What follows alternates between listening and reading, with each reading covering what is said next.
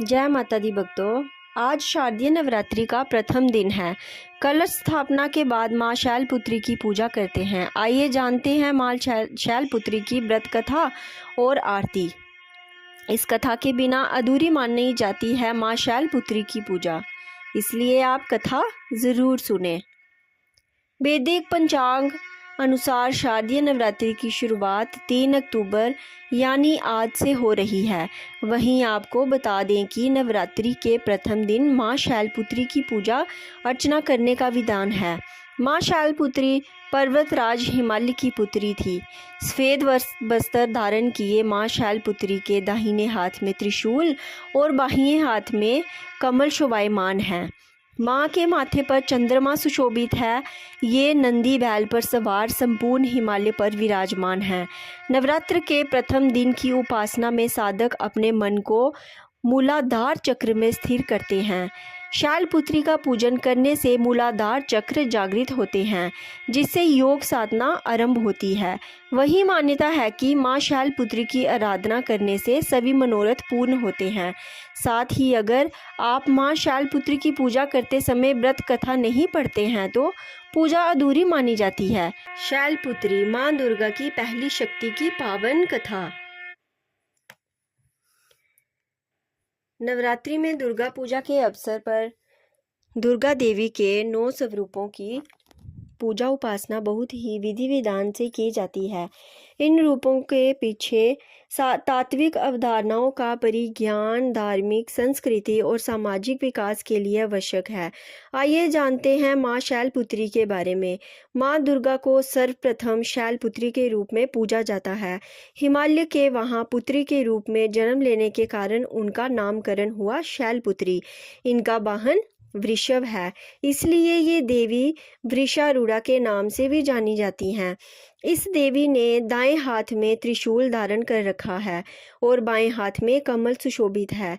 यही देवी प्रथम दुर्गा है। यही सती के नाम से भी जानी जाती हैं। उनकी एक धार्मिक कहानी है। एक बार जब प्रजापति ने यज्ञ किया तो इसमें सारे देवताओं को निमंत्रण किया, भगवान शंकर को नहीं। सती यज्ञ में जाने के लिए विकल हो उठी। शंकर जी ने कहा कि सारे देवताओं को निमंत्रण किया गया है, उन्हें नहीं, ऐसे में वहां जाना उचित नहीं है। सती का प्रबल आग्रह देखकर शंकर जी ने उन्हें यज्ञ में जाने की अनुमति दे दी। सती जब घर पहुंची तो सिर्फ माँ ने ही उन्हें स्नेह दिया। बहनों की बातों में भयंकर उपहास के भाव थे। भगवान शंकर के प्रति भी तिरस्कार का भाव है। दक्ष ने भी उनके प्रति अपमानजनक वचन कहे। इससे सती को क्लेश पहुंचा। वे अपने पति का ये अपमान ना सह सकी और योगा अग्नि द्वारा अपने को जलाकर भस्म कर दिया। इस दारुण दुख से व्यथित होकर शंकर भगवान ने उस यज्ञ का विध्वंस करा दिया। यही सती अगली जन्म में शैलराज हिमालय की पुत्री के रूप में जन्मी और शैलपुत्री कहलाई। पार्वती और हेमवती भी इसी देवी के अन्य नाम हैं। शैलपुत्री का विवाह भी भगवान शंकर से हुआ। शैलपुत्री शिवजी की अर्धांगिनी बनी। इनका महत्व और अधिक अनंत है। शैलपुत्री माँ बैल सवारी करे देवता जय जयकार, जय जयकार, जय जयकार। शिव शंकर की प्रिय भवानी, तेरी महिमा किसी ने ना जानी। पार्वती तू माँ कहावे, जो तुझे सिमरे सुख पावे। रिद्धि सिद्धि परवान करे, तो दया करे धनवान करे तू।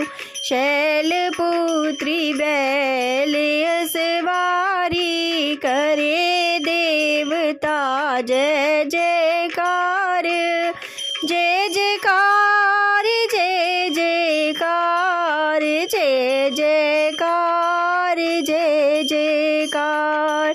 सोमवार को शिव संग प्यारी, आरती तेरी जिसने उतारी, उसकी सगरी पास पूजा दो, सगरे दुख तकलीफ मिला दो।